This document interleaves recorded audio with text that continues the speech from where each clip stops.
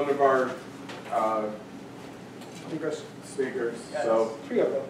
So we've got 4 of them talking today, and only 3 are here. So we got to wait for the last one. With that in mind, how many people here are job hunting? Always. How many people here are hiring? All right. I guess afterwards, when we finish, if you guys want to meet up at the back of the room, and hopefully we can, somebody can get a job out of this. Next month, we still don't have a speaker. So what I'm thinking about doing is getting a few people to do some short talks. I was going to do a talk on Pi-hole, which is a pretty cool app for Raspberry Pi.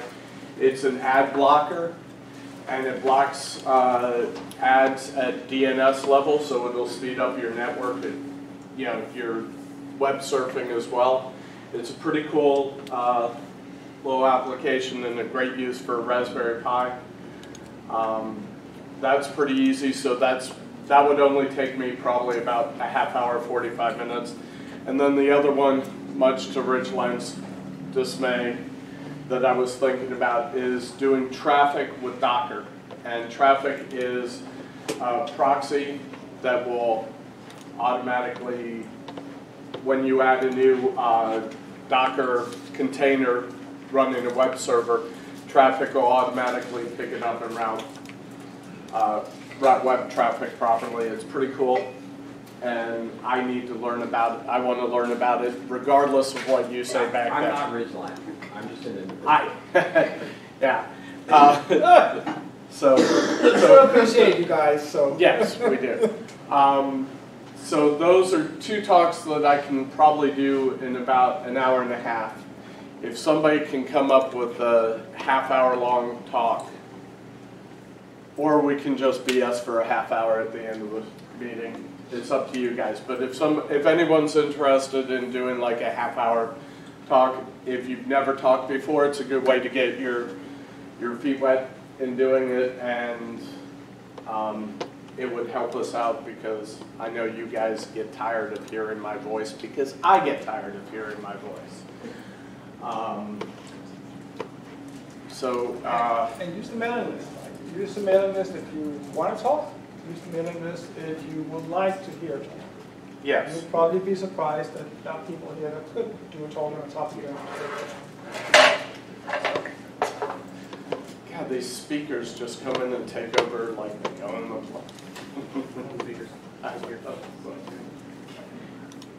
One possible topic for a full session is open source text processing software.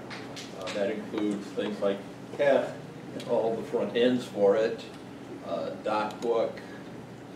Are you volunteering? No, I'm not familiar enough with that area, but I think it would be of interest.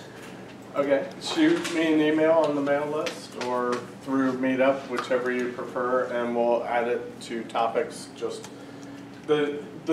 having a topic isn't the hard part. The hard part is finding somebody willing to come up and talk about it. So if there's something that you want to talk about, and it's on the Meetup page, but there's a Trello board that has a list of topics. If there's any of those topics you'd be interested in, and anything you send me, I'll add to that list. If there's something that you would be interested in talking about, let me know. Because and I do want to point out one thing. We do have some meetings that was very technical. We go out way deep down and talk about some cool technology that's out there. It doesn't have to be like that. If you're using something in open source to do photography, or do something else that may be completely, I will say, mundane from a technical perspective, but you're still within open source. I love to hear how people use tools that I may be aware of, but didn't know how you could use it for that. So what's good enough for that. Or for someone who's saying, well, I'm using it for 5 years, and there's one of the better tools out there compared to the ones I'm paying money for. All kinds of stuff like that. You know, I've seen 3D animators coming in, or graphics artists, or we have people who just use Linux to organize their travel photo album, all that kind of stuff. Stuff like that are very good topics to bring up too. It does not have to be, how do I configure Linux to allow for this kind of traffic under these circumstances and all that stuff. It doesn't have to be that. It can be, but it doesn't have to.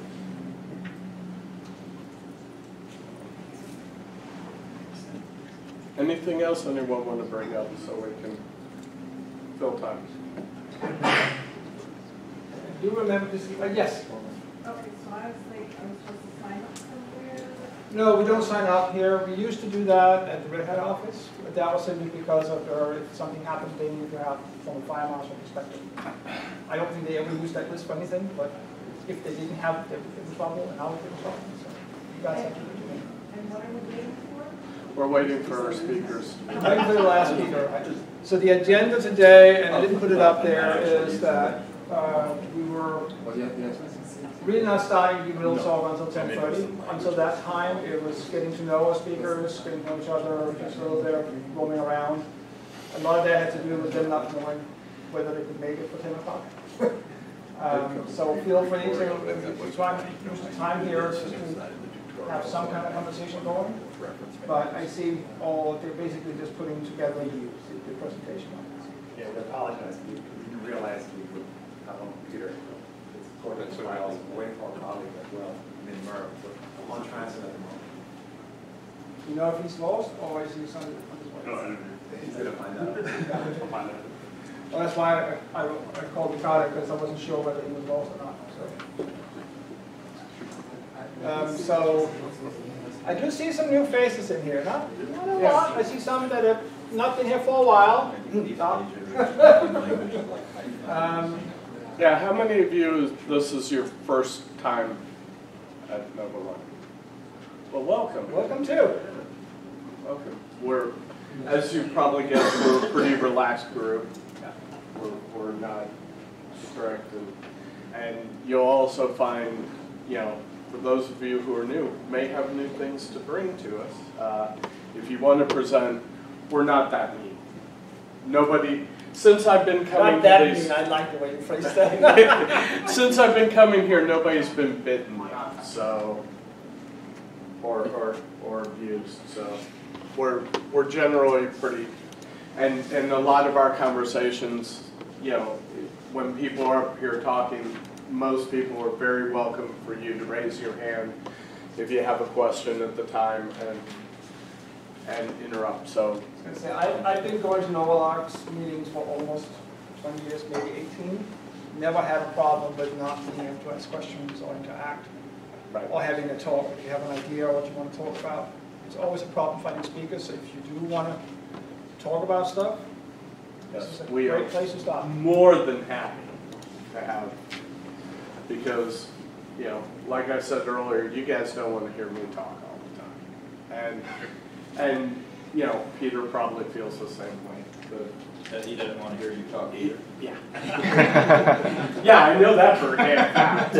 I get told that all the time. I'm paid to talk for a living about this stuff, so yeah, I actually enjoy listening to other people. Yeah. So. Yes.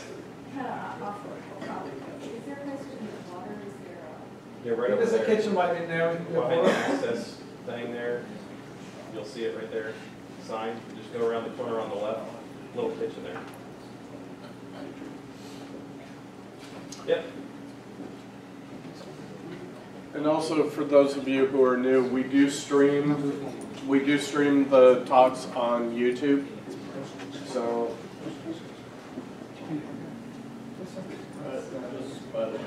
already had public release process.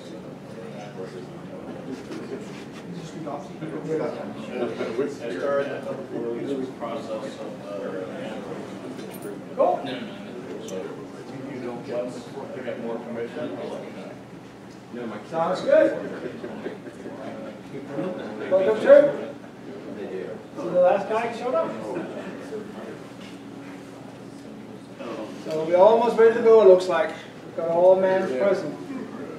now all they have to do is select their talks on one computer. Yep. Although you can't just swap the computer out.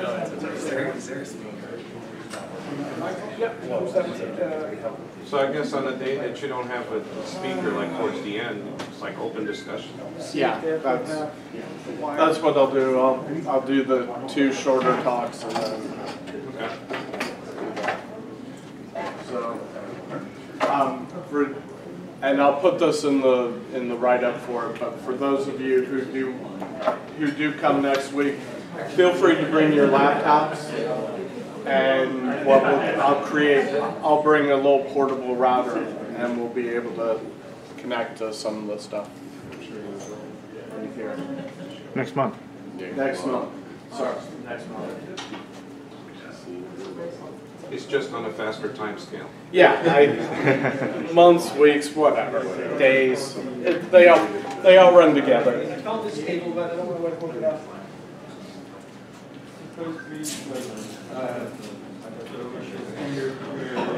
Just seem to have a word inside. Well, there is an audio jack right here. Right there, audio in. So if we did this, we did this in the other end, we think that's going to do it? Not that the tides aren't getting This us spin, you have it done on the other end. This one. Yeah. Two. Okay, yeah, let's try. Did you bring me my laptop?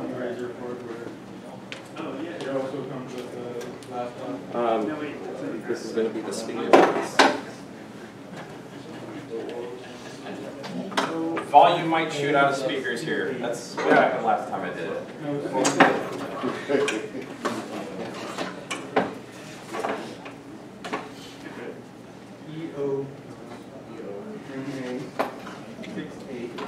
Did I just? Oh, And that's the in the mic. back, is this your first time here? No, Okay. Welcome back.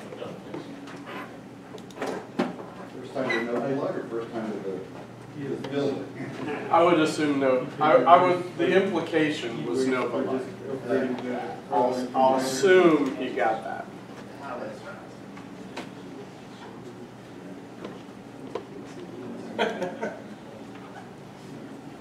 Speaking something. Run, little rabbits, run. Go you. I so want to get a Chromebook. Hi everybody, very welcome to Mentor, yet another video podcast. As always, Too loud for anybody? today on the video guys, I'm going to be talking about the terrain scheme. Is that too loud? Yeah, all right. Whoa, man, technology, right? It's a beautiful thing. Unintended consequences. Is that just a standard? Yep, this is standard instinct. Because I've got one at home. Or no, I'm talking about. I'll just use. It's a Pixie book. Chromebook. Special edition or whatever it's called. Is it more like a Linux? Chrome? I'm sorry? Is it like a Linux? Chrome 3? So Chromebook, it technically does have a tablet, but Chrome itself is not open source, but there's a Linux subsystem on it that is all BSD, all the way.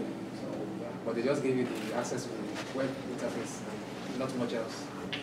No, it's more advanced than that, but a lot of the companies today is going towards, I mean, these are doing it too, right? It's all it's all cloud-based stuff.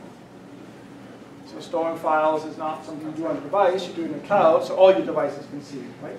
That's at least the idea. Until someone... All of your devices and everyone else Yeah, in the everyone world. else in the world, exactly. Right? Once they hack your shit. Not a question though, how many in here are developers and do code every day? Very cool. Of those guys, how many of you guys are open source developers? What? Open source development. Meaning where you either work on open source projects or you consume them on using the code. Does that include software for personal use that you've made publicly available? Yes. Yeah. The idea again is if you know how open source works, meaning in a sense you know what the code base is and how you can convert that into your own stuff, you don't necessarily have to depend on someone else to do it. You're working in open source software. I'm not necessarily giving code back, but you understand how that is created and how that is built. And it may be that you're great at Node and you know how to use npm, and you know you're pulling down from the repository everyone else is contributing to. But today's talk is all about those principles of how does that work within something as old and stiff as the government.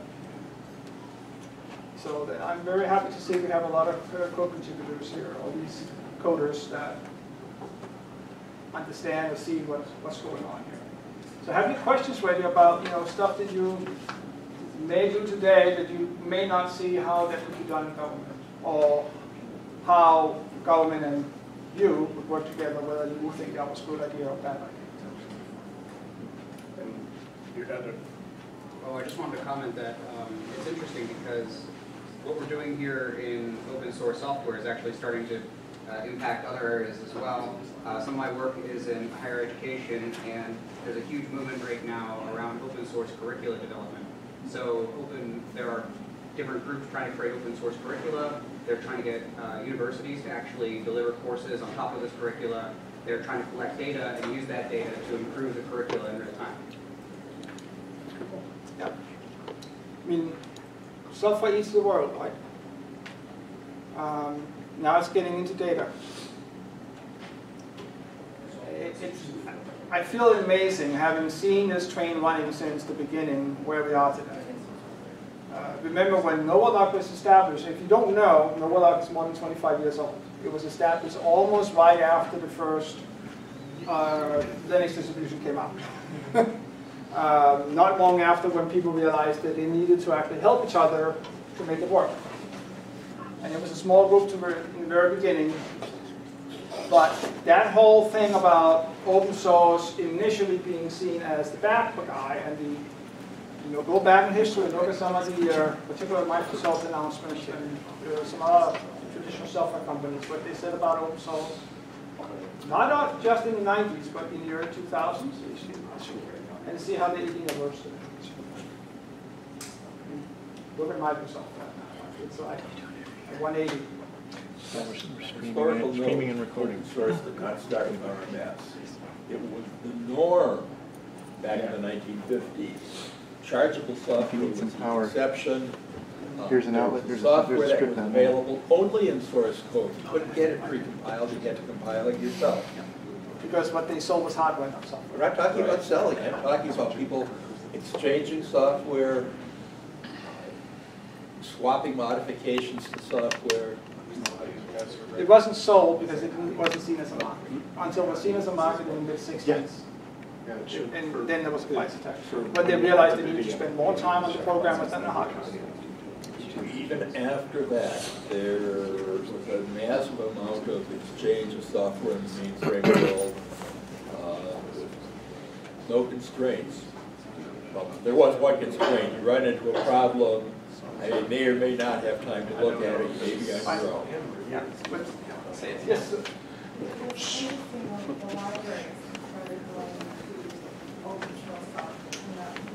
So we just did this, right? Or you want the display? No, we want to get that view. Had a lot of the library software. Whereas you still have an audio. Pretty sure you don't have your sound. So there was two different groups that started developing open source software for library commons. But I had a little project where I was trying to sort of tool to help Change your sounds. what recently had been available in the library for those offices. And this is just We a, try to communicate with the library. test this on the other laptop, this is just a regular. About accessing their database. And they were very hostile about I was trying to go to the display. very hostile. What I thought something was like or whatever. But it was just That's what it asking was. questions about Yeah. how, what available, what Well, I mean, access they had to their database, other than just through web streaming. There's really another way of access. So it's interesting to see how I want a new Mac, but the library system itself has to hours. going to change to reduce our Very costs. happy to hear that. And we're also changing their We just, I heard that, yeah. call it a database, it's kind of like a big, huge flat file that keeps expanding as things can change from books. Morris. IT crowd right there. Did you turn it off and turn it on again? I unplugged it, plug it back in. Hello, support. Did you turn it on and off again? So, yeah, just. So here, And there are lots of questions out there, in the data side, computing side, of how do you deal with so many different data sources. the library itself, they were pretty constant, I would say. That's something must be out there, at least 10 years ago, for most. Was not even okay, well, I'm just getting you ready to start, so I'll start talking and sit down. All right, so today we have the pleasure of 4 gentlemen from Code.gov who are going to talk to us about open sourcing government code. And I will start off with Mr. Castle here and let him take it away. And welcome and enjoy. Yeah, thank you everyone. Happy Saturday. It's like everyone's still kind of tired from the week. Like it's just dragging on. But yeah, thanks for coming out today. Sorry we missed the last one. We were on furlough status, so we are a congressionally funded program, and when they decide to not pass the budget, we do not work, which is good and bad. But anyway, thanks for having us. I won't be too long. I think we have an hour total, so we're about 15 minutes each or so. Go to 12 o'clock. 12 o'clock, okay. Q&A right after, or like? However you want to do it. However you want to deal with Okay. it. It's Pretty your casual. time. Yep. Okay, so we can do some questions after. I won't be too long. I have a couple slides and then a short video of some examples. We have Andrew Heidel here from the NSA who's going to go through an in-depth example. Amin Mayer is my deputy. He's going to go through some of our strategy and some things we're doing with the site. And then Ricardo is here and he's going to talk about, he's our community and open source director. He's going to talk about the community and what have you. So he's got a bunch of examples actually. So I just want to give you kind of the overall picture of the federal source code policy and then show you a quick video and then I'll be off. So anyway, a little bit about me. I've been in the federal government for about 15 years. I'm the ABD on my PhD dissertation, which is on open source software in the federal space, looking at cultural and organizational facilitators and impediments to open sourcing more code from federal agencies. That's pretty good. The team is up there on the left. Some of those folks have now changed, but still pretty much the same. So real quick, you guys probably know this, knowing your background a little bit, but federal source code, we could call it not really open source per se, but definitely code sharing around the 1950s or so with the Harvard Computational Laboratory.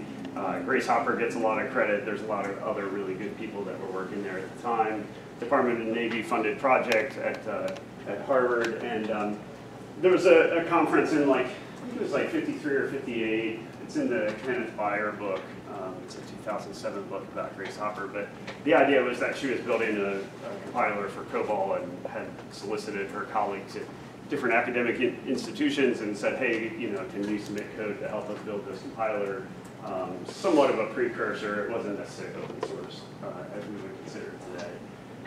But anyway, the federal government basically has a long history of consuming open source software, but we don't have much of a history of publication of open source software, and so that's where we're trying to get now. So real quick, a large portion of federal agencies utilize closed source software, so they also utilize open source software. But it limits, collaboration and operations, and it becomes very costly. So one of the numbers that we always throw out is there's a memo from the White House in, I think it was like 2012 or 2014. It's M1612, and it basically says that the government spends $6 billion on software each year. That's $6 billion each year. Our total IT budget for the federal government is about $80 billion. 40 of it is at DoD, the other 40 is at civilian agencies. So that's $40 billion for not just software, but everything. But $6 billion is on software spend per year. So the federal source code policy was started in the Obama administration for transparency and releasing the people's code, right? It's taxpayer dollars. You guys pay for it, you might as well have it, right? This administration is focused more on cost savings, cost avoidance. It doesn't really matter how you look at it, but it's still a public good that should be released for cost savings. So enter the federal source code policy. A policy, it's M1621, it comes from the White House, directs federal agencies, the executive level agencies, basically the majors, which are the like state and justice and DoD and all that good stuff, to do a couple of things. First, it directs agencies to create an inventory, a software inventory, and publish that at the root directory of their website, so agency/code.json. We aggregate that to Code.gov. We kind of massage the metadata, if you will, to make it look a little easier to play with. And then you can, the idea is that Code.gov will be at some point the one source for federal source code, whether it's open source or not. And then it directs agencies to update acquisition language to capture new custom code as it's being created. So I know at GSA, I'm at GSA by the way, I know at GSA I worked with my acquisition office to basically say that any vendor or government employee who's creating code for GSA, every contract that comes in the future will basically have a clause in it that says all of this code is now subject to being open source. So no longer, so vendor, you are now on notice that no longer can you just build something, sell it to the government 5 times, and then keep it closed source the whole time. So that's only at GSA. My next big effort, which will probably take me a while, is to change the FAR, Federal Acquisition Regulation, to basically have a clause in every single government contract that would say, anytime custom code is created, vendor or government, you're on notice now that this source code could be released as open source. So you might want to code it accordingly. And then the last thing it does is it tells agencies to create a policy to somehow mimic the federal source code policy. So what happens is the federal source code policy comes out, and every agency needs their own sort of internal policy to allow it to happen as well. Part of the inventory is that every agency also has to release 20% of their custom code as open source software. So 20% is somewhat of an arbitrary number, but we wanted to at least push agencies to release some open source code and know that they're on notice that they have to do that. So their full inventory of custom code since August 2016, they have to at least 20% is open source. So it starts pushing agencies to say, or to actually publish open source software. So I have a quick video for you. It's about 4 minutes, but it talks about some of the things I just talked about, so it's sort of a little bit repetitive. But then it also gives some really good examples. Our communications chief, who's not here, put it together, and it's actually a really neat video. So let me just go. I'm just going to go right over to YouTube. Oh, we lost our sound again. We were fighting with the sound a second ago.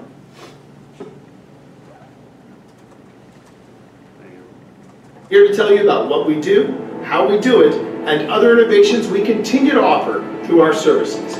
As part of the Federal Source Code policy, Code.gov went live in November 2016 as a website and application programming interface, or API. To further explain the Federal Source Code policy is Joe Castle, Director of Code.gov. The policy dictated 3 things to federal agencies. First, that federal agencies must write their own source code policy that complements the federal source code policy. Second, agencies must create an inventory in their new custom developed source code since August of 2016 and release at least 20% of it as open source. And third, they must update their acquisition language to capture custom source code as it comes into the agency in the future. When going online in November 2016, Code.gov offered access to 50 code repositories or repos, listed as either government agency sharing, open source, or both. Today, Code.gov offers access to nearly 6,000 repos.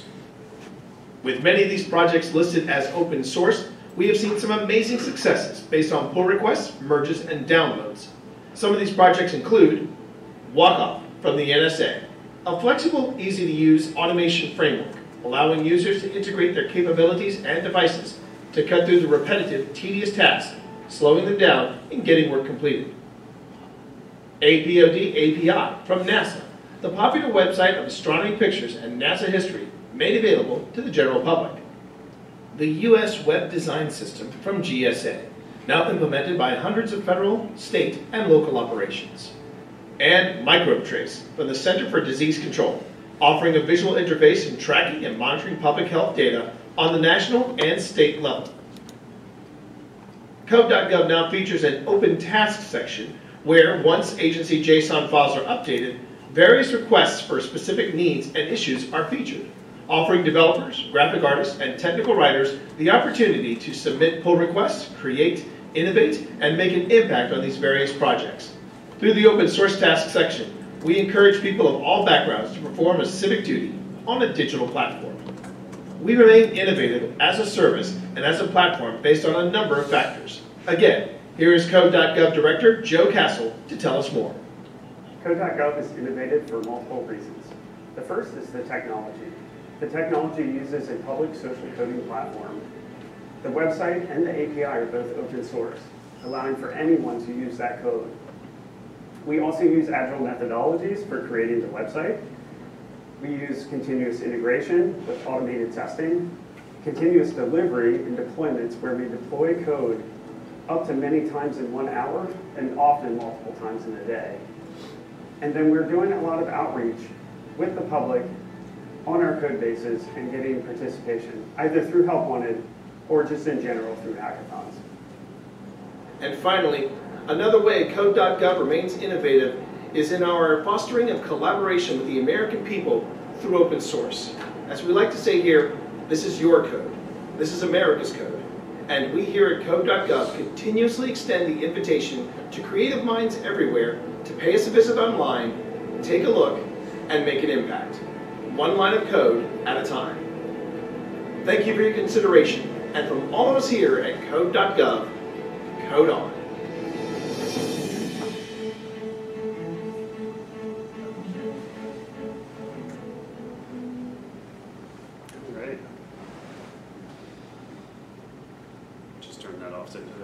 That's something else, don't worry about that. But that's one of Ricardo's examples. So that's pretty much it for mine. I'm pretty fast. Does anyone have any questions? And if we get too long on questions, I'll be around after as well. Yeah. I've got several questions, not relating directly to code, but are there any regulations to prevent a repetition of the internet fiasco where the government paid for all of the domain information on the pre-commercial internet, and all of a sudden those were private data? Are there regulations to prevent that? Are there regulations requiring government communication to be in publicly usable formats, not requiring proprietary software? Is that it? Is that where it is? Yeah. I don't know. Actually, that's a lot of that is outside of my purview. But some good questions. I'm afraid I can't answer this. Yeah. We have, so there's some ideas on sharing code. Right. What about data, Mike? And so if each agency are all producing or managing sets of data, are those also being worked on to make a share that across agencies at the very least, and not just focusing on code? Yeah, so the precursor to M1621 is the M1313, which is the open data policy. So Data.gov is our sister organization publishing. Agencies are supposed to publish a certain amount of data sets. So it's there. And when they release, I forget their exact wording, but if they release this like public, non-public, something else, but or exempt or something, but basically they have their own site, and they do similar. When we started, we were like, let's try and mimic like open data, or Data.gov, because they were already here. So that's pretty much the path we've gone so far. Let me get back here. How does this relate to, in the past, code couldn't be written in a way that was inaccessible if it was written with government money and that put it into the public domain? What's the relationship between that and yours? Right, that's a good question. I don't know of the exact connection, but I do know that there are memos. I know there's a DoD policy from a while back, 10, 15 years or so, maybe even longer than that, that speaks to open source. So it's funny. It's like we. Taking them about 9 is very famous. Yeah, it might have been. Was it Wheeler? Was David working on that, or is it before him? It was before. We basically stating open source first. Yeah, so it's interesting that we have a lot of history of like we should be looking more at open source and we should be using it. Like the one memo I cited, the 1612, what had to do with it's a program at GSA that has to do with the way we buy products. And in that it said open source is a viable option. And this thing was written like 10 years or so ago. It's like, why are we now telling agencies? It's really like the consumption versus the publication, the supply and demand. So it's really, we are now with the policy, it's pushing agencies to say, you have to start pushing this out. As far as like, was it already said you had to code a certain way to get that out? I don't know specifically where that sits. Well, the point was that private industry, if they're doing government work, right, they're producing stuff that puts it in the public domain. They right. can't glom onto it. Yeah, not necessarily. So what we found when the policy came out. So I was the GSA rep, for the CTO, and I was trying to find all the code bases and all this stuff. So a lot of what we do is behind firewalls, so it's not in the public domain. And what I was trying to do, so I went to legal and said, like, how do we license, how do we get this stuff out, what do we do, all this stuff. So the stuff that comes out that is actually published typically sits on a public, like GitHub or somewhere else, right? And then that's technically in the public domain, but most of it's done behind firewalls and it's never released. So that doesn't make it out of public domain. How would you? It's behind the firewall. I mean, I experienced personally, right. Software from Oak Ridge, for example. Yeah. For use in radiation protection and so on. And just before open source was a word. Right. And the labs, historically, the labs have done a lot of that. So where we find that it works the best, and maybe that speaks to the Harvard Computational Laboratory as well, it's in the labs, space centers, and places like NSA. And what I'm finding is that it's really in the places where people understand how to code and then how to publish code. But in the civilian agencies that have been, pretty much like siloed off behind firewalls, they're not publishing anything, they're not there yet. And so that's where I'm really trying to push them to get there. But like LLNL has been, the Lawrence lab has been open first for a long time, and they have pretty much everything published publicly. So let me get some other folks. There's a lot of questions. I might do like 2 more. Let me get back here, and then I'll come here, and then I'll be around after too. So if somebody comes to you and they say, okay, I got some code, it's been in the government repository forever, there is no license. Of the 50 more open source licenses, do you guide them toward anyone? Do you have guidance or policy suggesting what they might want to consider using? Yeah, I know it. So at GSA, we went to CC0, which is not necessarily licensed per se, but I don't usually tell them. The popular ones seem to surface, but I usually tell them to go to their legal and have a discussion. And if they need, I'll connect them with my legal as well. Because we seem to have an easier time with licensing and open sourcing at GSA than some other places. And so I'll offer that connection. But no, we don't get in the business of, like, they ask us to, but we don't. We're not lawyers, we're not getting in that business. It's their code. They have to figure out how to publish it. You admit you have attorneys. Yeah. Our legal office is awesome. They are pretty progressive when we go to them and say, hey, we want to do these things, and they offer up solutions, which is great. So, yeah. Some other agencies, I don't know. It depends. Yeah, last one. I just want to ask about automated test coverage. Is there currently any policy in place or plans to put in place policy which would mandate code coverage? There is not that I know of. It's going to be by software shop, basically. When I was in CTO, we were building a couple of things, and we said, okay, we're going to focus in on this, this tool chain, right? And we're just going to use it exclusively. We never wrote any policy around it per se. Of course, we were pretty small. It was like 10 people. So it's really just, this is the operations. This is how we're going to run it. But no, not that I know of. There might be, I don't think Andrew will know, there's another friend of ours, Jacob DePriest at NSA, and he basically is pulling together all the tools, you know, DevOps tools, whatever, and I'd be curious to know, do you know if they've done policy around use of the tools? Yeah. Most of the projects they do, so it's not something where you really have to force their hand to do. Well, we consume a lot of open source. We don't produce a lot of open source, but everything we produce internally has automated tests. You can't merge a pull request unless your test pass, and we won't let you merge a feature in if your test coverage doesn't actually cover the feature that you developed. That's the way I've seen it. I just haven't seen anything written to say this is like, here are the parameters of a specific policy. It's almost too wonky for the technical.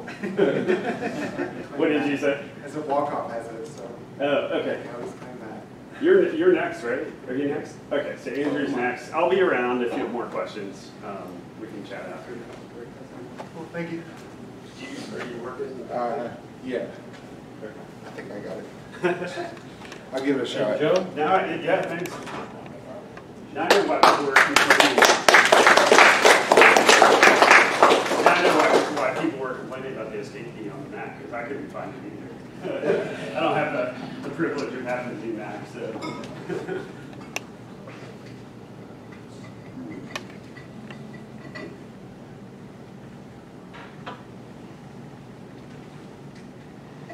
Give me 1 second, sorry guys.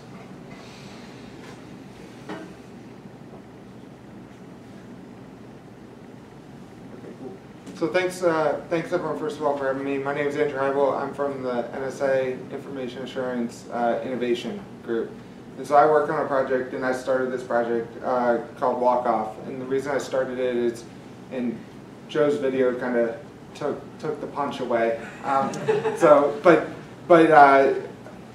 reason I started is, so I've been, to tell you a little bit about myself, I've been in information technology now for about a little over 10 years, and I've worked not just at NSA but a whole bunch of other places, and especially since Walkoff has been open source, I've been able to see a lot of different agencies and missions and in the private and public sectors that normally I wouldn't get the chance to do, and so that there's basically 3 problems that you can boil it down to that everyone is facing, right?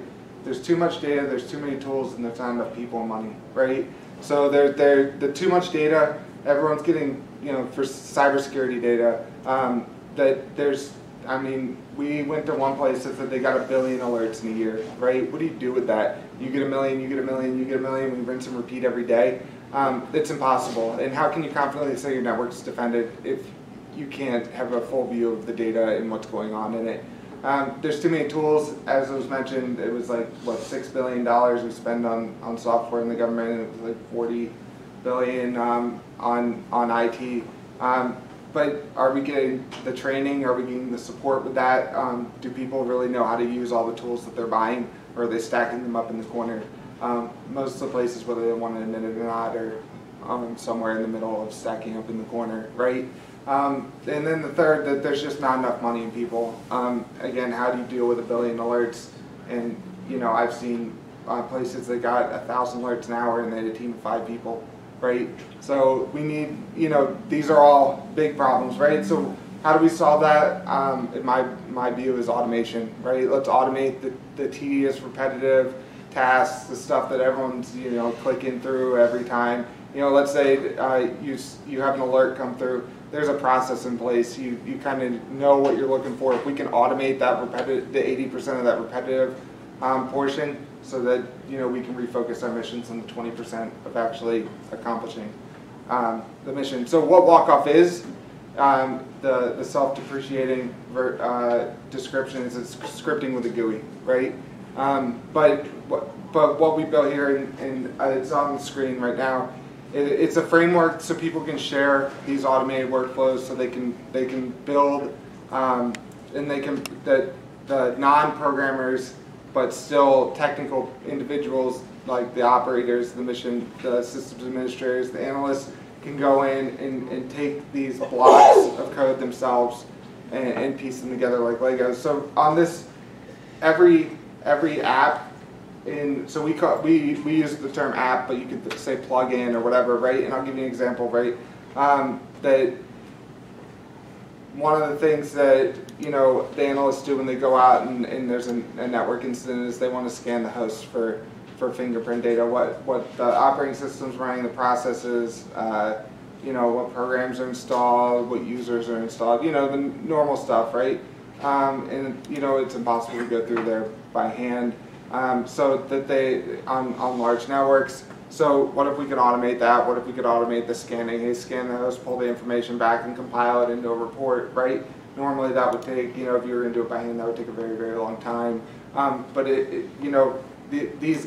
a lot of the people going out are novice to medium programmers, so that, do you really want a one-off script if whole teams are going to use this?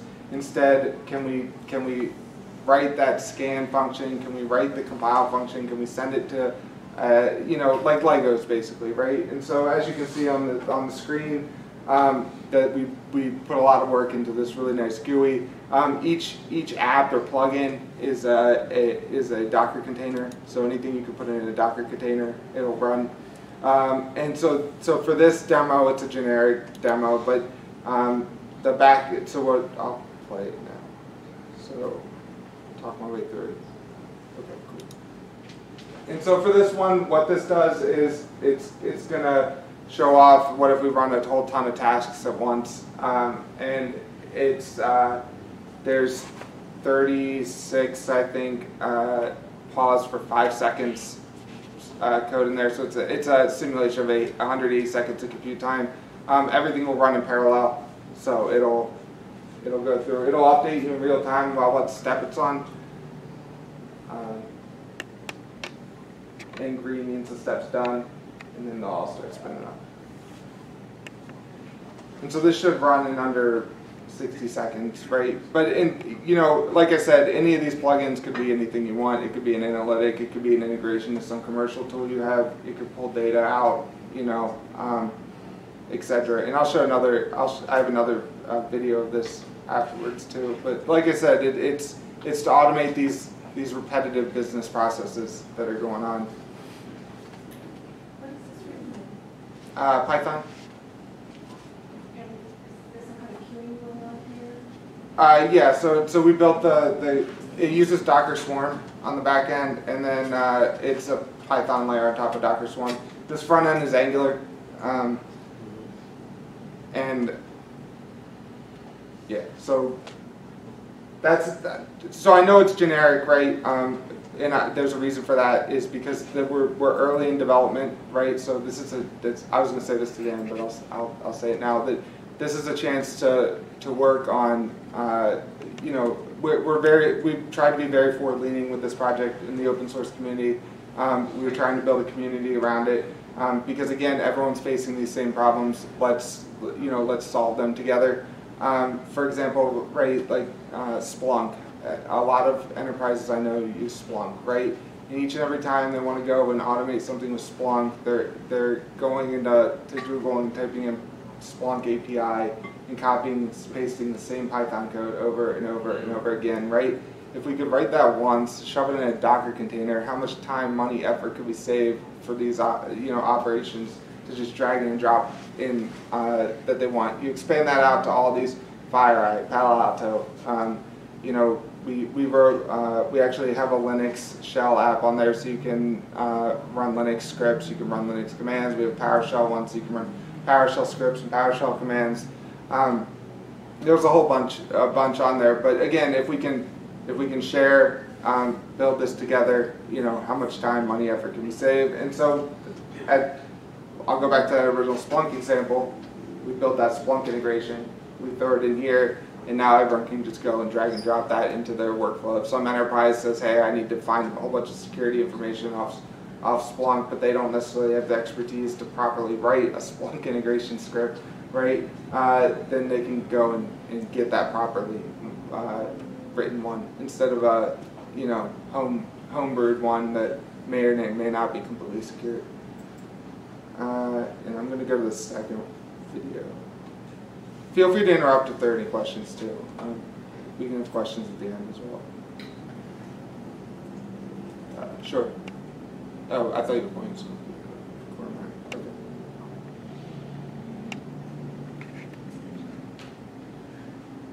So each node in this graph, is it a generalized step, or does it have to be a Docker container? Could it be used for like other automation, like Selenium automation? So right now, everything the way that so there's an older version where it was instead of Docker containers, it was Python files, and it would just execute Python files. That's still up there, but because of scalability issues, that we switched to Docker and Docker Swarm. So the past few months we put a lot of effort into switching that out. So anything you can stick in a Docker container, it'll work fine, and it'll actually. Let me bring up the. How do I get back to the window? I was looking for the other video, but I can show this too. One second. Can everyone see the text? Sorry, should I zoom in?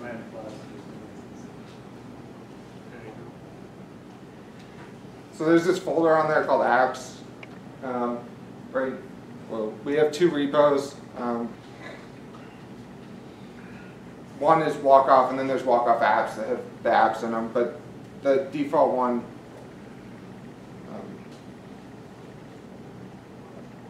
there we go. The default one, how do you get it to? I think say Mac is so user-friendly. To be honest with you guys, I've only used a Mac a handful of times. It's not for Linux. I've used Linux a lot, so just the government hasn't corrupted me completely.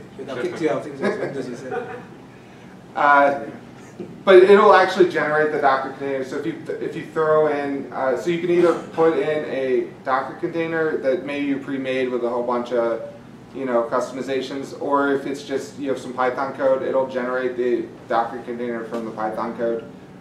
So on this Hello World app, that's what happens. When it runs, it'll actually take that Python code and generate it. Because there's nothing, for this app, there's nothing special in that Docker environment you need.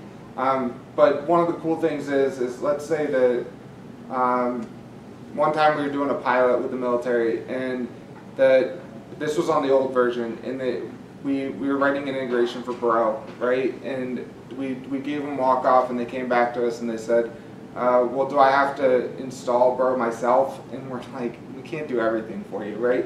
We want to do 80% of it, not 100, right? But with this, after doing this re-architecture, that you in the Docker Compose file, which I'll make an attempt at going back. No,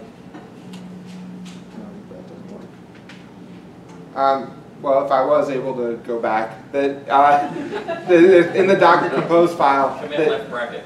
Yeah. Sorry. The command left bracket. It's a Mac. Oh, I just got it. He stopped me just as I got it.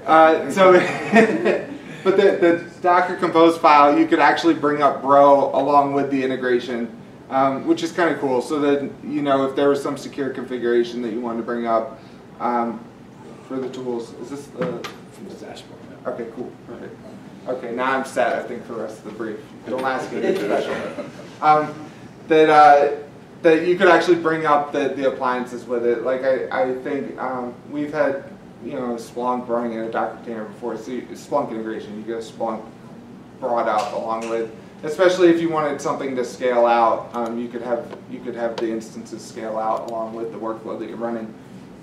The other cool thing, and after talking to a whole bunch of, like I said, this is a very community-oriented project. So if you guys come back to us and this is a chance for, that we threw this out there, everyone's having these problems, we really want the feedback, we really want contributors for this, we really want to build a community around it. And so we do take all that to heart. And so one of the things after working with some of our customers, they say, hey, one of the big problems we're having is reporting, right? And we're trying to find ways to save people time, right? And we go out and we say, how can we save you the most amount of time, right? We know you're clicking certain things all the time. They said we spend forever creating reports, right? That was their number one biggest thing. Can we automate the generation of this report that no one wants to write? And so this is my second demo video. And so we made some, just again a sample workflow. But we'll just run it. It'll collect a whole bunch of data. That's really. And so now we actually built this. We built this report drag and drop report generation tool, right? So if you run that workflow and you have a ton of, let's just go back to the host example, right? You grabbed all the process information, you grabbed all the host data, the users, blah blah blah. You want to throw that in a visual report so you don't have to spend the next week at work copying and pasting all that stuff into Microsoft Word. So we built this drag and drop report editor that'll create dashboards and reports for you. And you basically, as you can see in a second, you'll configure a widget. This is a simple text widget, right? Title or something, right?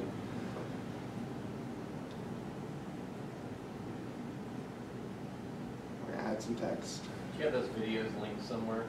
Like, so we could show people stuff like this? Like, this is what it could do?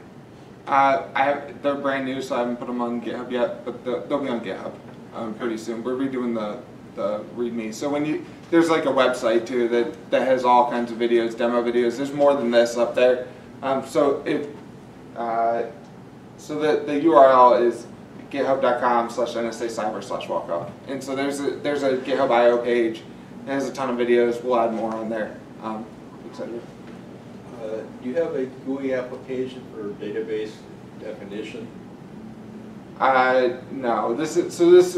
We try to stay in the business process realm for this because there's a lot of there's a lot of tools that I found if we go down lower than the business process, we end up copying a lot of other tools that are automating a lot of stuff. But if there's a need for it, we're open to helping the developer contributions to put that in there. How happy have you been using Swarm? It was something that I used to use quite a bit in the past, and I found it pretty. I hate using the word straightforward, but pretty easy to get going and use, and I never had any trouble with it, but it didn't necessarily seem to pick up on popularity. So I was wondering about your satisfaction with Swarm. So in the near future, it's not out yet, but in a future release, probably in the next 6 months, you'll actually be able to choose between Swarm and Kubernetes. Swarm is just easier off the bat to get going, and to be honest, the only difference between Swarm and Kubernetes is that we just had to adjust the configurations. But for large-scale deployments, I'm sure people would want to use Kubernetes. For anybody who's not familiar, by the way, Swarm is a way to cluster Docker engines together. So it's very easy to set up, and you think it doesn't necessarily scale to bazillions, but it works very well. I had 0 before. Yeah, no, it's worked out really well. To be honest, we just finished probably a week or two ago the migration from just Python scripts to Swarm and all that, and it's worked out well for us. What problem does this solve that's different from, say, PCF and Jenkins? So I'm not familiar with PCF, but I know what Jenkins is, right? But we've tried to build this for business processes for instead of building software, right, or those pipelines or DevOps pipelines, we've tried to build this for, cybersecurity processes, systems administration processes, that basically, like I said, that a lot of our customers have a lot of different tools that they're clicking through the same thing over and over and over again. I don't know if Jenkins is for DevOps, building pipelines versus that actual, hey, what's going on day to day, and trying to automate those day to day operations. Because I don't know, would you really need a nice GUI creation or dashboard for Jenkins? I don't think so. I mean, off the bat, my uneducated, But I mean, again, it's just pipelines for DevOps processes, releases, essentially, or automated testing pipelines, those sorts of things. Could you use Walkoff for that? Yeah, but like you said, there's probably better tools for that. I know this is all alpha, right? So forgive this question, but do you have a list of vendor APIs that you've already integrated that is out on GitHub? Yeah, go to the Walkoff apps repo. It's walkoff.app-apps. And I'll get to that in a second. Let me finish this video so then I don't have to show any more videos. And then I'll. But yeah, so you can go in. These reports can be generated automatically. They look really pretty. You can export them as PDFs. So there's almost 2 sets of widgets with this thing. So we have a few starter ones, but we plan on adding more. Right now that there's bar graphs, pie graphs, the basic thing. But one of them in there, it's not in this demo, but one of them in there is Kibana. So I know that there's other tools that visualize stuff really well. You can actually insert a Kibana graph right into this or any other. Kibana? Kibana. So you're just going to go in, you're going to take the data, choose the data that you automated, and then that's all generated automatically.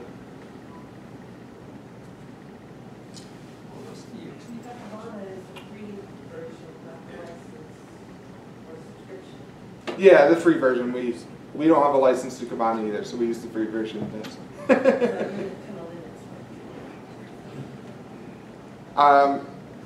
And then finally, I'll get back to your question about the what apps and stuff we have available. And I waited because one of the things we're working on is building it's in the process of building a marketplace for these walk-off apps and workflows. So suppose one of you or your company or someone comes out with you have this cybersecurity analytic workflow that best practices.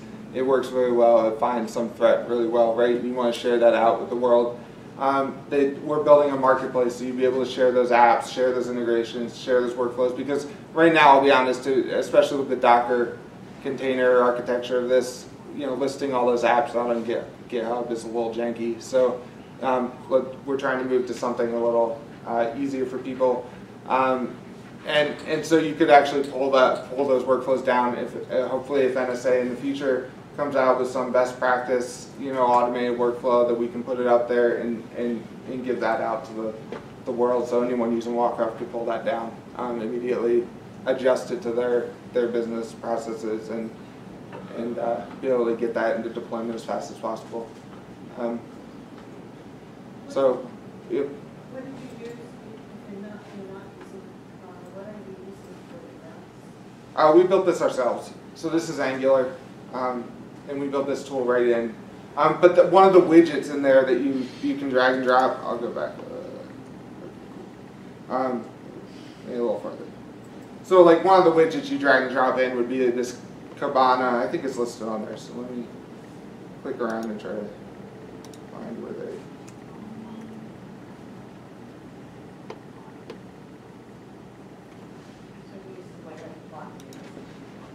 Yeah, like if you go, there we go. See at the bottom, Kibana import. It's not in this demo, but you could go and put in, if you had Kibana running on another server, you could go and click that widget and take that graph right in. Another one is Splunk. Splunk does visualizations really well. We're not about reinventing the wheel, so we don't have a Splunk integration yet, but we probably will in the future. Are there any questions for me? Pardon me being a novice, I'm sorry. Sure. So the reason behind using Python was because of the massive libraries that are available versus like a low-level language, I'm sorry.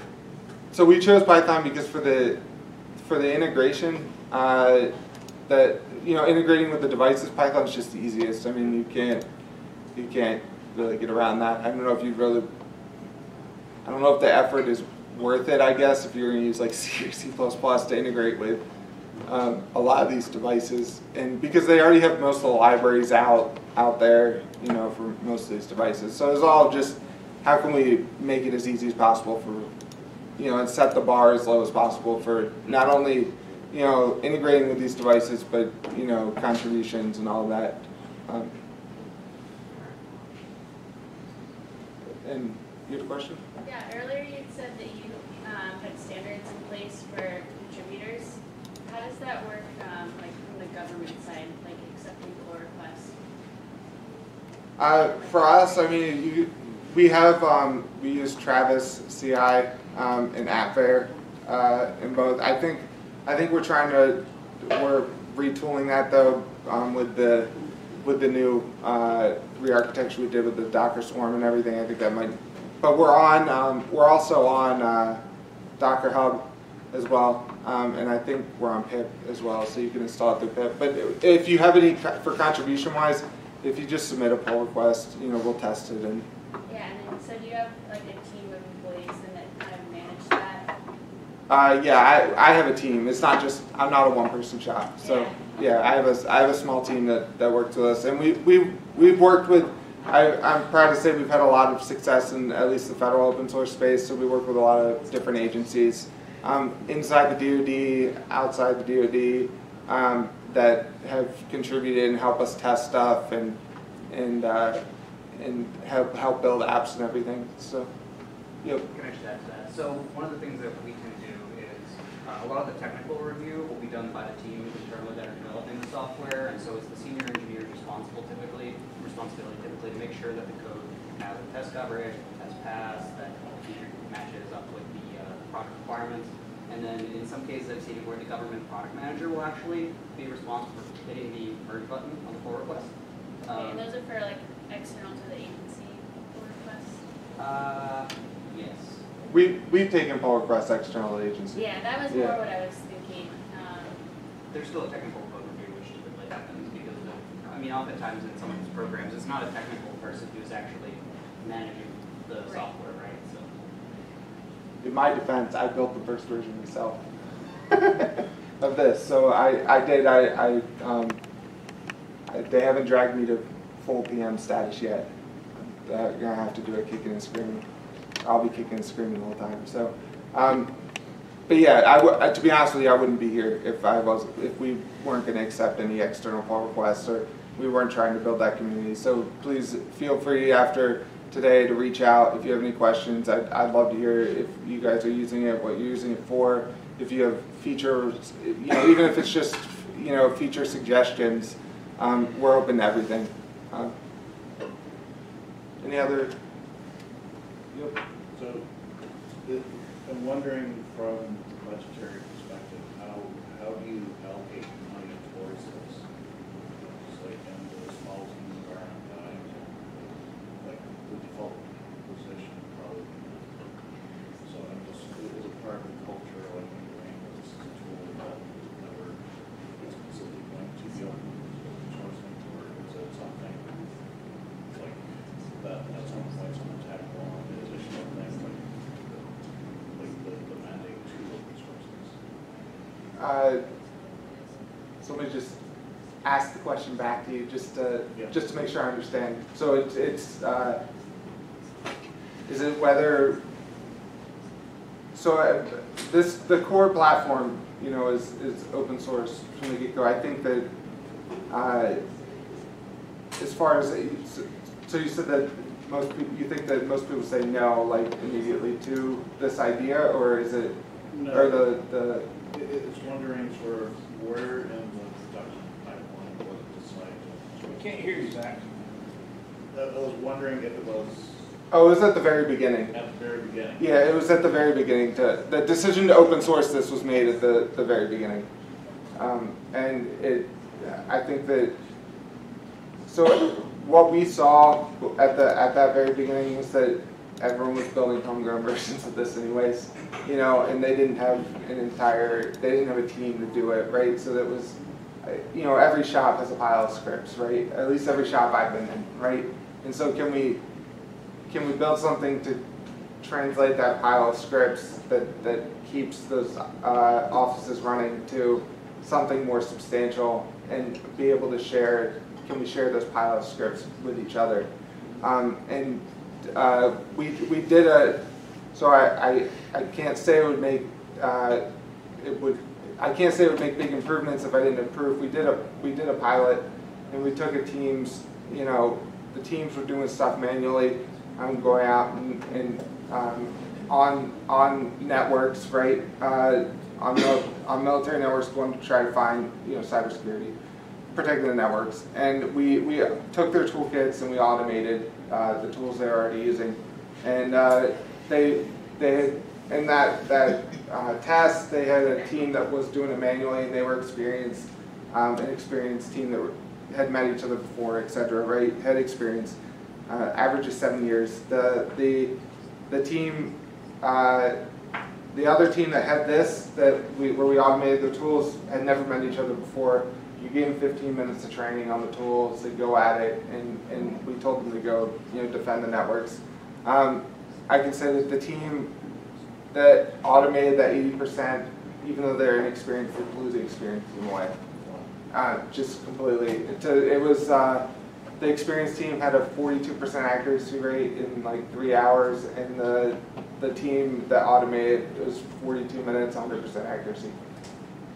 So again, if we can automate these tedious, repetitive tasks in any, it could be any context. I remember we did that's just cybersecurity, but we did a hackathon in Laurel, and we put IoT devices into the thing. And for a fun hackathon, the owner of the startup accelerator out there, I had a Tesla, so he let us integrate his Tesla into the platform. And we had it so if someone walked by the car with their phone, the car would honk the horn and scare them. So that was a workflow. Yep. I had 2 questions on how you're doing documentation. One is, are you using strictly open formats? And the other is, what are you doing for configuration management of the documentation? So I think we're going to end up using the wiki under GitHub. But I know that like tutorials and stuff, just to make them prettier, we put them on the GitHub IO. But for actual documentation, it's the README files on GitHub. And I think we have, what's that one tool? Sphinx. We use Sphinx as well to generate some of that documentation, the formatting. Okay. Cool. Thanks, guys. I'll be around after. I got lost. Yep. Thank you. Oh, and you can, after this, it's on the GitHub IO, but if you have any questions or anything, log off at nsa.gov. Sorry, no.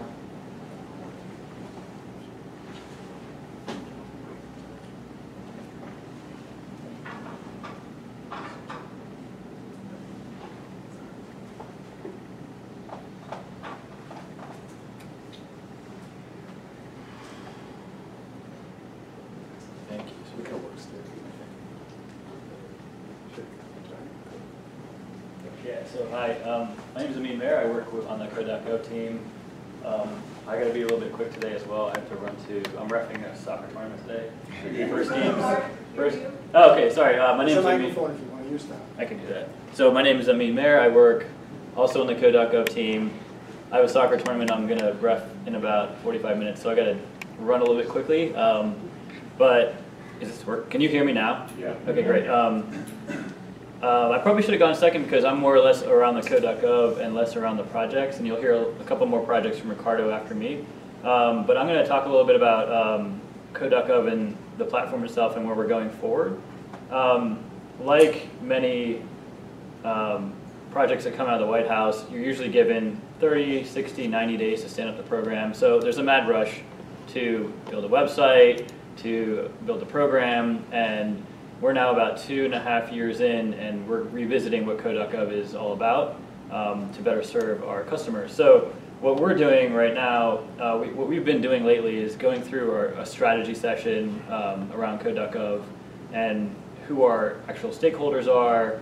In the past, it's been like the Office of Management and Budget, the White House, the federal agencies, the IT program managers, the developers, the outside community, foreign governments, et cetera, et cetera, et cetera. And that puts a little bit of a strain on your typical program, which is only a few federal employees. So what we're doing right now is, what we've discovered is we want to focus in on the developers, especially the developers within the federal government. How do we get to them?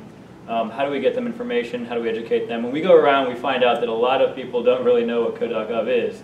It's probably the first time they've heard about it, and in many instances, they don't even know that there's a policy that they have to be meeting. So what we're trying to do is take a look at how we can educate folks on our website. So I put in, this is just like some filler, but basically we're taking a look at, we're bringing in an intern from Code It Forward, and Code It Forward is a very interesting program. It was a bunch of Harvard students who decided that they wanted to work in the public sector, and they've now been integrated within a fair number of federal agencies for summer internships. So I think it's a really cool program where you have students who are trying to help come in for a summer and help your program. So we have a Code It Forward intern that's going to come to help us with our Google Analytics, to figure out where folks are coming into the website and where they want to, where they should be going out from the website, etc.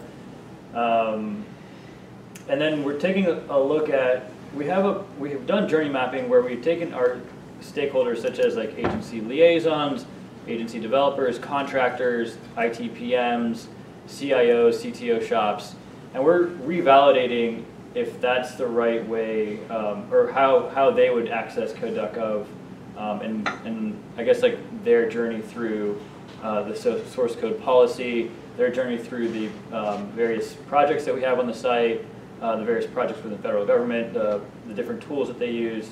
So we're expanding that that whole idea of journey mapping and figuring out where our users can best benefit from the services that we offer.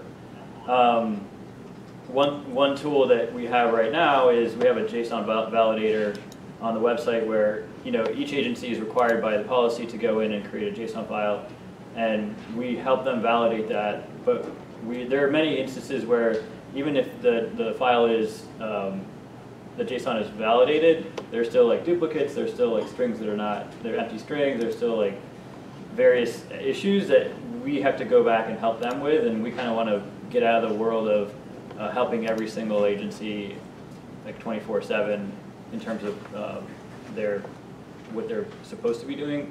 Joe already said this, but he also always jokes that, hey, agency XYZ, you have a like a $1 billion IT budget, you can figure this out on your own. So we're trying to get folks we're trying to build more tools so that we can get out of the world of hand-holding and let them work on those themselves.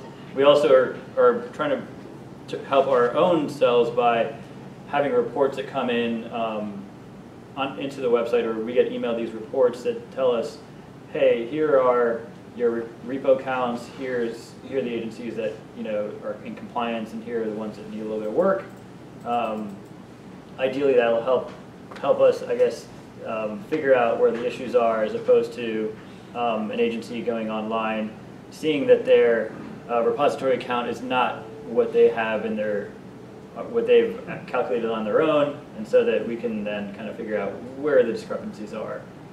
The next thing that we're doing on Code.gov is we went from, and this is from a design standpoint, and I'll get into this in a second, but we went from Angular to React, and so that's what we've been doing in the past couple months. That was like the front-end developer's decision to do that. We're now going in and checking out the website itself and seeing there are a lot of words on here. There's a lot of legal language here. Let's try and figure out a way to make this a little bit less cumbersome on the developers. Let's let this be more of an educational platform. What we're thinking about developing or building out is, I know that the government likes to do this a lot, but a playbook, an open source playbook for novices, for folks who are new to the world, to come in and see like, hey, here are the steps that you have to take to build out an open source project or even an office. We are going to put that on GitHub and hopefully get some feedback, and so that's one thing that we would invite folks in the room here to help us out in when we do get to that phase. The other thing that we are also taking a look at is personalization. We know that there are a lot of contributions, a lot of issues, there are a lot of things that go on that we don't actually get to see like the end result of. If somebody forks a project, what happens to that? Like, we don't have insight into that, and we'd like to maybe perhaps entice folks to go into Code.gov, create like a profile of sorts, and then give them badges. You know, I don't know. We're experimenting with that thought. We're not 100% vested in that yet, but it is a thought that perhaps having a personal dashboard might incentivize people to contribute and to be a part of the community.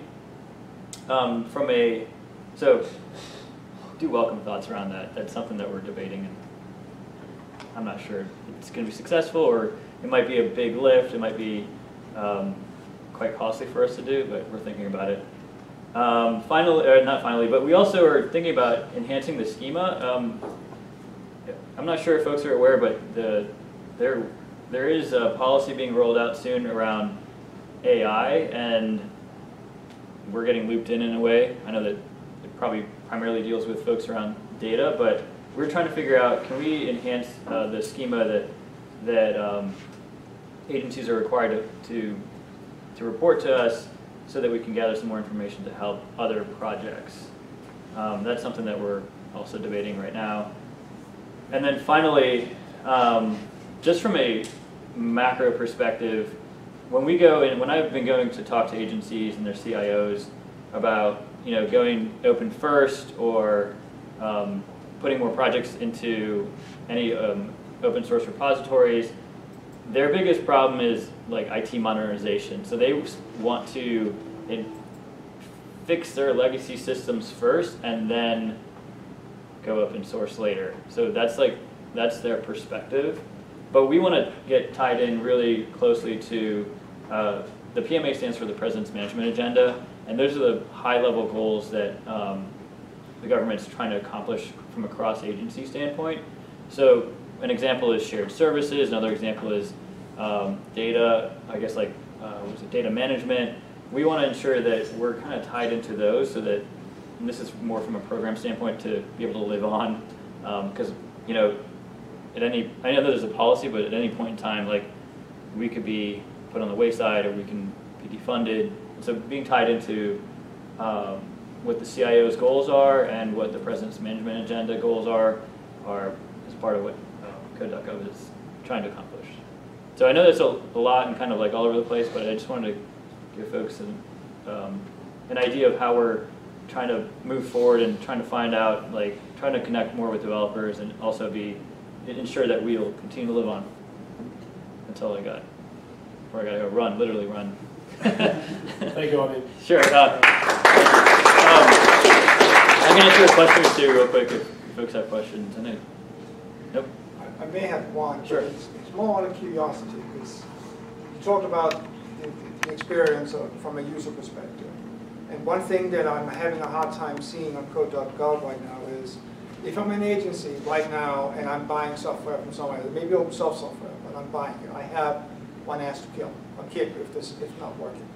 How do you deal with it? Well, I see an open project out here, but if I have a problem with it, who owns that problem? How do you do that interaction, or is there a project owner, and can one agency now all of a sudden demand another agency to spend time in fixing it, or you take co-ownership over it, or how does that work? Yeah, I don't know how that would work from, I guess we don't have the policy around that, but I don't have a concrete answer for you, but I would say I think just because there are different funding sources obviously in government, so you can't say, hey, XYZ, because your open source project, because your open source project is broken, now it's affecting our. Yeah, it may just be a feature. I mean, it may just be that something isn't working the way we want it to, and you're basically telling them, well, this is open source, go fix it yourself, right? Yeah, in a way. Does that work in government, and does that work with that snake that we're looking at, like the experience group, right? Yeah, I don't have an answer, I guess. Joe, do you have any idea about that one? No? Getting notes, I don't know, I'm sorry. Okay, that's fine. The way it generally works in the mainframe world is, if I give you some code and you have a problem with it, I want to know about it, but I have to make my own determination of what the priority is. And if you have an enhancement and you ship it to me, I may decide I want to integrate it into my code base, or I may tell you you're on your own. Yeah, I guess that's It's the always a beauty. judgment call. Yeah, that's the beauty of also being able to fork a project and running on it on your own. Cool. Gardo. Gardo has more projects for you. Good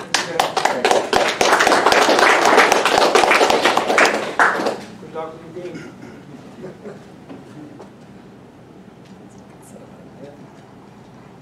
Is that on? Okay, so can you guys hear me? I also have a low voice, so if you can't hear me, let me know. I'll be able to change my tone of voice. So I'd like to thank Peter here for organizing this event for Code.gov. We talked 7 months ago or so. We connected via Meetup and talked about Code.gov and what we do. And the reason why I reached out is because my role at Code.gov is to work with the open source communities as well as the federal agencies. So Joel, Min, and I have actually been talking to every agency out there for the federal government to address the federal software policy and what it means and why this is important and the requirements. So my job has been to support them day to day. How do we achieve that success? How do we comply with the policy? How do we inventory the software? How do we secure the software? And how do we get the community to contribute? But most of all is how do you define best practices across the federal government? Some of the agencies don't really know what open source is. A lot of leaders in the OCIO office, they come up and they say, well, what is open source and how do we achieve success through a measurement that OMB wants? And then our concern is security, national security. So especially when we talk to NSA, obviously, some leaders are actually ahead of the game, but if you talk about DoD in general, when you listen to Code.gov works with Code.mil, which is a similar shop to Code.gov. They have been doing a lot of activities with open source already, but when you go to ARL, they don't know the standards, so they don't want to take that risk. So that's where Joe is working with 18F and Min to sort of define those standards.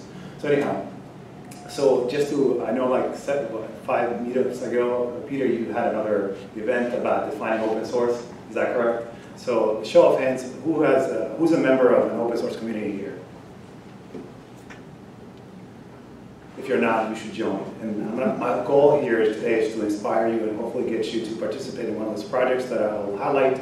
Peter and I talked for a long time addressing this meetup, and I was like, what do you want me to talk about? There's so many topics. He's like, well, can you highlight some projects that you're passionate about from the federal government that we should highlight for the community? And that's what I'm here. I'm here to highlight some projects that I find personally very enjoyable to be involved in. At least talking to the leaders who are actually making that software open source. So there's a few examples that I'll go over, but just so you guys know, the open source community is this. Is big tech, right? Big technology companies, like we have Red Hat over here. Mr. Peter, he's always in the mix of every open source discussion. But you also have, the open source initiative, OSI, right? Open source initiative, they've been around for a long time. They help define the open source licenses.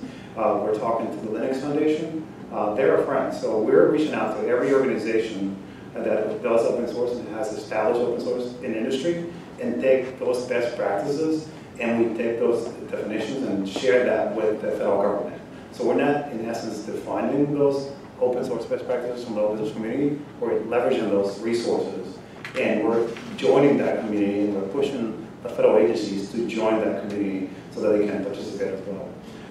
Also, we're working with nonprofit organizations. There's an organization called Oasis, who is very passionate about defining the standards of the federal government with open source. So they partner with agencies, and they help drive the community around certain projects that they want to push. We have worked with academia. We were trying to pilot a program a year ago with the founder of Code.gov. His name is Alan Salehi. He left us to go work in industry.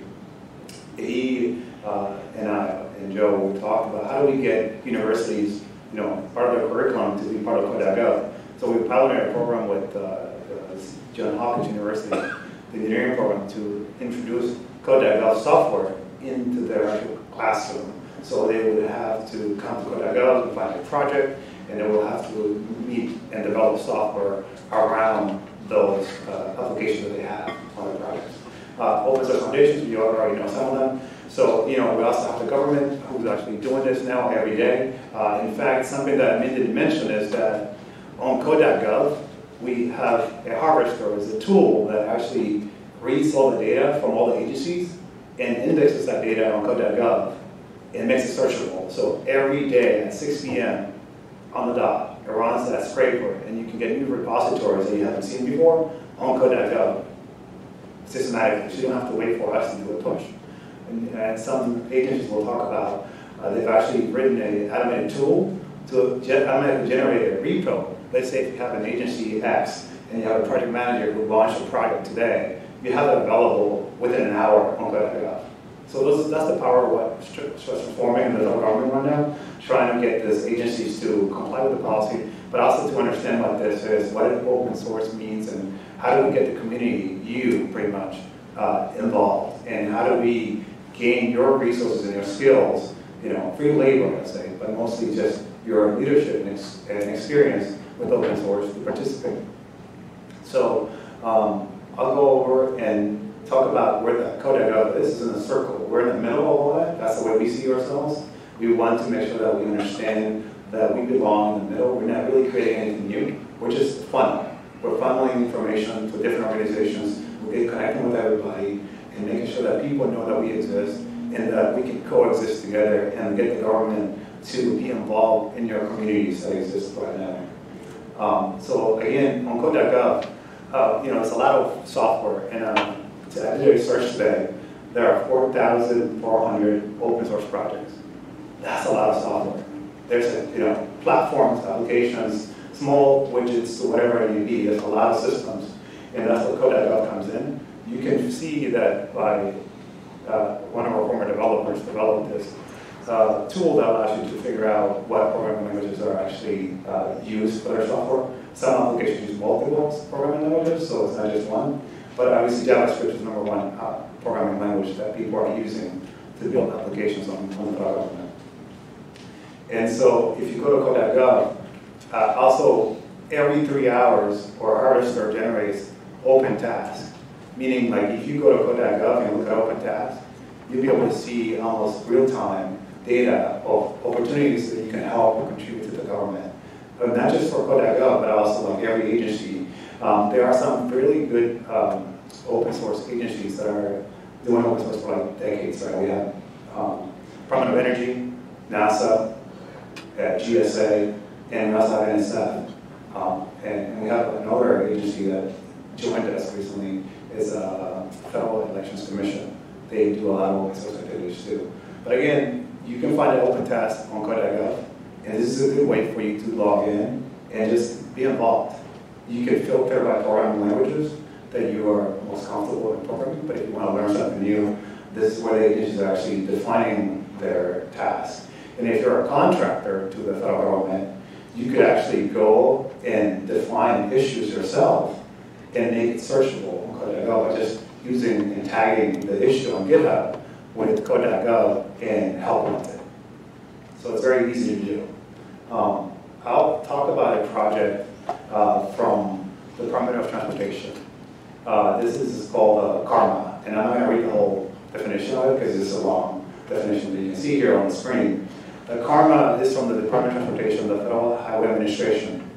They are on a mission to help standardize self-driving vehicles, and they're trying to define those standards for the country.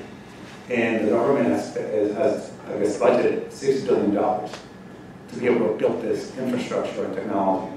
So what they want to do is put in the open, meaning that you have a voice, you have an opinion, and you can get involved today. I call it Taylor, but it's Dr. Taylor Crane. He has been pushing this mission for about 5 months now. He reached out to Code.gov and said, how do we get the open source community to help us out? And so we're working with them to figure this out and giving them best practices and the resources that we mentioned from the open source community, connecting them with those people. And then he finally forced DOT to open source his software on GitHub. So if you go to GitHub today on this website, you can access this entire platform. You can get access to the data as well as the actual software. And the software, the goal is to partner with everyone, as you see here on the left-hand side, We're talking about the same organizations that we mentioned before, academia, industry, big tech, and international governments.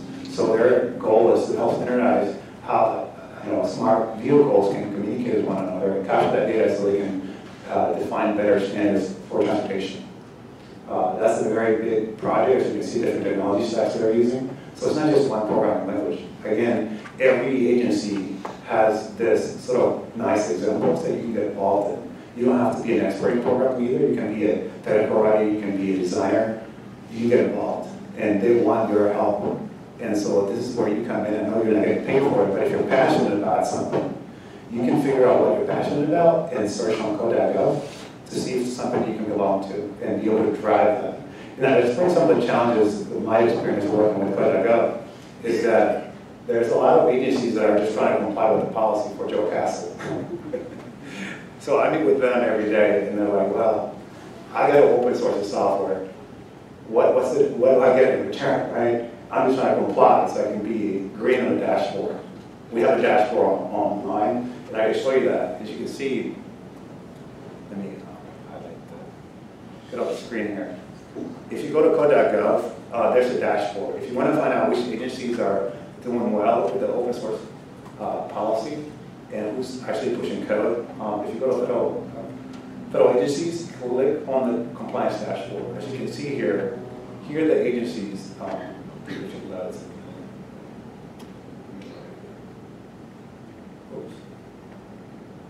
Where's I'm in MERV? This platform is not working, Joe. That's why it ran out. It did. Was my Wi-Fi working? That's interesting. Well, anyways, the dashboard would tell you the CFO agencies. There's 24 of them. And so I talk to all of them, and I actually support them. I even more support them than me, because some of them are struggling with just doing an inventory. How do I inventory my code from my version control systems? And how do I make sure I create a JSON format file that you can accept? And if you ever do an inventory on a JSON format file with like 100 records, and you figure out the syntax issue, that spends 4 hours doing that. And obviously that's not efficient. We'll talk about some tools that we're building to help us with that. So again, as you can see here, this is the standard. A lot of agencies are just trying to comply with this dashboard because they want me to meet this requirement, or I'm going to send Joe to talk to you every day. So we're working with some of these agencies. As you can see, the Department of Energy is green. The Department of Transportation is also green. The VA, in fact, they were a bad actor, we call them. They were not compliant with the policy for a while. And we had leadership change recently in the last 4 months. And all of a sudden, we've indexed 300 open source projects. And it's available on Code.gov. So, this is an opportunity, I think, for the community to see what agencies are pushing out and see whether it's something that you can actually use for your day-to-day in your workplace, or you can use for your own benefit. There's a lot of technologies that have started from an open source project and innovate an actual startup from that. So there's a lot of ways for you to maximize that potential. So again, as you can see, Small Business Administration, they only have a few set of codes, but the Social Security Administration, they're actually continuing to do inventory.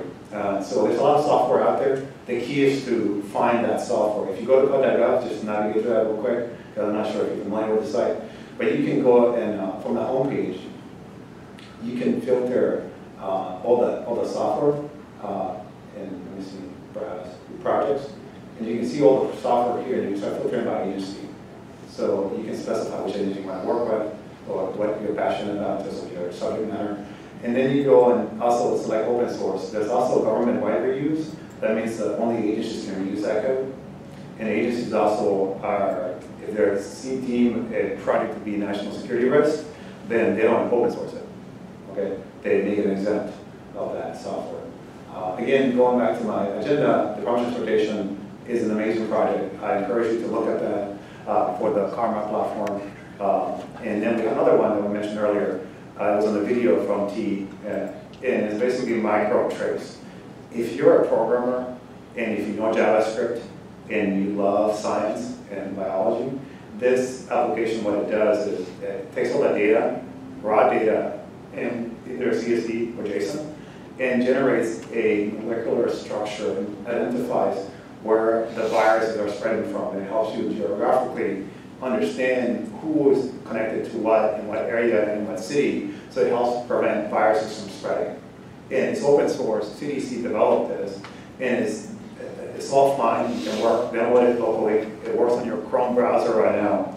But we have the team here. We work with Els Campbell. He actually developed it. He's the lead developer, and he wants to support this platform and push it out to all the countries so they can use this to help prevent the virus from spreading. But the cool thing about it is that it supports, it's a very low fidelity application, so you can just download it in your browser as a plugin, and then it will work. And then what they like to do is they support it with all the major browsers. It only works with Chrome right now, so they want to get more support from, to work on Safari, Firefox, Opera, or other browsers that people want to use. The next one is OpenMCT from NASA. If you haven't seen OpenMCT from NASA, check it out. It's a very cool application. It gives you I would say not real-time data, but it looks at the temperatures from Mars. It allows you to use that data, analytic data, to be able to understand Mars better.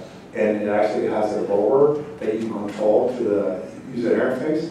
It allows you to play with it and build applications from it. It's all available to you through GitHub.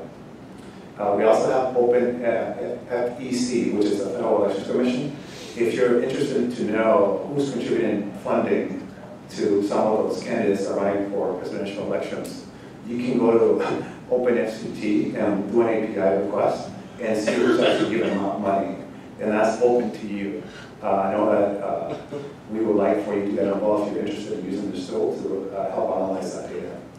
The one personal project that I like is it's going to be this one, Code.gov. You heard earlier how Min is talking about defining the standards on what agencies have to put out for every project. So every agency has to give us metadata about the project. And that metadata is quite lengthy. And if you can see, is this one example right here. This example tells you what they have to generate for one project. It gives us the name, the title, the URL, the point of contact, the tags, the descriptions. So all that data can be harvested on our platform and make it searchable to Elasticsearch. So that is very tedious for agencies to produce. If you're using GitHub, it's quite easier, right? Because you can script things. If you're using Bitbucket as well, and if you're using, GitLab. So anything that gets Git-based, we've actually tackled already. And what we've done here, we started this about a year ago with working with several agencies we have. As you can see here, Department of Energy, Lawrence Livermore National Laboratory, developed this tool called Scraper. And then we had DOI, USGS, Eric developed this called Code.json generator that supports various platforms. And then we have various others. The key is that agencies are having a hard time producing that code that we want to collect, producing that inventory that we need to showcase to the communities. So that slows down the process. So what we want to do is help define and improve this tool set that we've created. So we have the Scraper is what I recommend the most, just because it gives you more power from the start, and it is written in Python and JavaScript. So if you're a programmer in Python and you want to be able to help the government immediately with Code.gov to inventory code faster, this is a good way. You can go in there today and access the Scraper tool. Right now, it supports, like I mentioned before, GitHub, GitHub Enterprise, GitLab, GitLab Hosted, and also Bitbucket Server. And recently, CDC, the OCI office, developed a TSF support. So that was a big win. A lot of agencies use Microsoft TFS, so obviously that's good that we have that plugin or support for that inventory process. The one thing we're lacking is Bitbucket. So if you're familiar with Bitbucket and you're a Python programmer and you want to challenge yourself to inventory code from Bitbucket, from the federal government, this is a good way for you to get involved. Again, this is opportunities. I know you wanted to find out how you can get involved. This is one way. I personally push for this because one challenge that we're facing, and a lot of agencies right now, they have legacy version control systems. I'm talking about, SVN. How do you inventory code from SVN? So one agency has proposed to create, wiki pages and generate the wiki pages with information, all the metadata that we have to collect. For every field, you have to create a wiki page, for every project, and then you have to generate a script to generate that. That's a very tedious process, a very convoluted solution that we have to develop. No one knows the answer to it right now because a lot of agencies don't prioritize that as a mandatory requirement. So they want to enlist the community to help solve that. Again, the scraper is a good way for you to give back not to just one agency, but all the agencies in Code.gov. Because as we mentioned before, the metadata is the key. If you can't get the software inventory, agencies are not compliant. They're not really sharing that code with you. And we spent a lot of hours fighting inventory, like just figuring out how do we inventory code, how do we make it searchable, and how do we get that code accessible on Code.gov. So I also wanted to mention about a month ago, 2 months ago, NSA released something called Jahidra. This is one of my favorite projects. If you're not familiar with this, it's on Code.gov, by the way. This project here, they actually have a website because the website has the source code, and GitHub only has the issues, and so like it has the commits and issues. Apparently they pushed it recently, but anyway, Jahidra, if you're not familiar with it, what it does is it reverse engineer your software. So if someone already wrote a software solution, you can use Jahidra to re-engineer it. It is open source. So you can use this tool to figure out how Microsoft wrote their code and get that source code out. And so it's interesting to see from a binary file what the code is. And if you're not familiar with that, that's on Code.gov. You can search for it, Jahidra. I personally like that project a lot. Also on Code.gov, what we have is an opportunity for you to reuse the code. We have the state of California, leveraging the Code.gov platform. They're using it for their own purpose. So you can take the code that we've written and generate your own portal for inventorying your code. So you can see here, with one line of code, you can generate your own little sample site for your city, inventorying everybody's code from that city. So again, this is a way to utilize the software and get involved. And going back to my slide deck, the most important thing about this initiative is that without you, it doesn't exist because the community is you. A lot of agencies, so Jerry, show us pointing at the clock up there, sorry. So a lot of agencies, they are in the mission to comply with the policy, but they're not really compliant with the community aspect of building an open source community for their projects. And they don't have it on the contracting language, they don't have the support for it, they don't have the resources for it. So if you're a member and you're passionate about a particular project that you saw today, you can go ahead and follow them on through Code.gov by finding their repo. And you can find us online, by the way. We do, the reason we're here is to attend conferences to talk to you about what our mission statements are, but also talk about potential. We join hackathons and we solve issues for the agencies through hackathons. And we also do, help lending problems. But the usability testing is something that Code.gov is doing. If you want to volunteer, you can always send us an email, say, hey, I'd like to volunteer and be a user tester for your platform and give you feedback. Success stories, you can find it on our blog. Or Team Mars, you saw in the video, he writes a lot of stories. We work with the agencies to collect some of the projects and highlight them on Code.gov. We also have playlists. Joe has a cool playlist that you can see online on Spotify. Something that he uses every day to when he's programming or typing on his computer. We're also on social media. We're on GitHub, LinkedIn. And so the one thing I wanted to say earlier was that I forgot what I was going to say, but we do want to make sure that you take away today that you belong to this community, you're a part of it, and if you're not involved now, we'd like for you to join some project at some time in the future and just get involved, because it is your code and that's what you're going to do open source. That's it.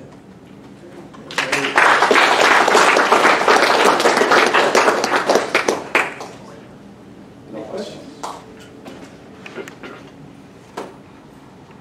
Oh, questions? What enforcement tools do you have and how do you use them? Enforcement for what? Compliance. With Code.gov. We're OMB, and this is where Joe can actually answer that. He's the person in charge. So with OMB, they do have the team, Code.gov, is working with the agencies, and we work with them to ensure that they work with the requirements, develop the policy that we talked about. Once they draft the policy, they send it to OMB for review to make sure that their open source policy addresses the requirements of the federal source code policy. And then we also work with the inventory to make sure that when they give us an inventory file, and by the way, if you're not familiar with this, every agency is like Data.gov, they have to publish their inventory on their national website. So if you go to, like, for example, GSA, right? This is called GSA. GSA.gov, and you do Code.json file, that's where the inventory is being harvested from. All the agencies produce their inventory as a JSON format file on their national website. So if you go to GSA.gov, you use that inventory. And so we evaluate this inventory and we ensure that they're meeting the 20% compliance of open source. They give us a comprehensive inventory and say, okay, how much of your inventory, how many compliance have you captured today? And then from there, we calculate the percentage. Yes?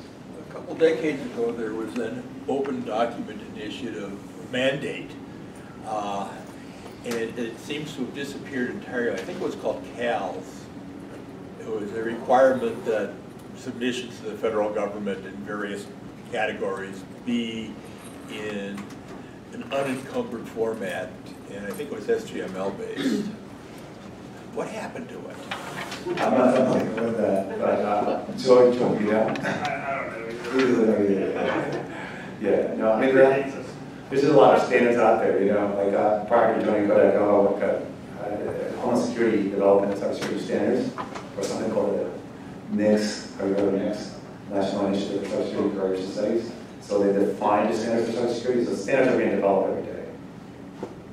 Yes? Do you have a question? Oh, no, I thought you said NICS. Is there any part of this effort directed towards getting the government to use non-commercial operating systems and application software and switch to open source instead? That's what Joe was talking about. Yeah, what was your answer, Joe, on that? You want to come on stage, Joe, and help address the question? Yeah.